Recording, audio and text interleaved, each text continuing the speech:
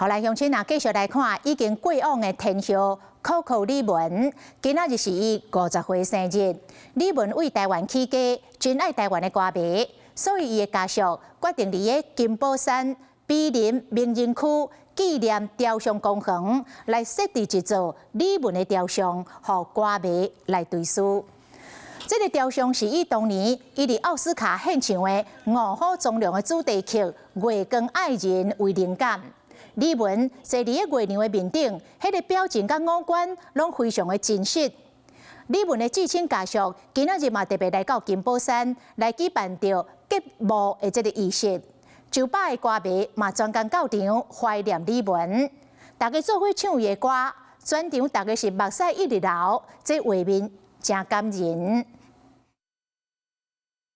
你好，我是宋彦明。想掌握最及时的新闻资讯吗？赶紧订阅、按赞、开启小铃铛，锁定华视新闻 YouTube 频道。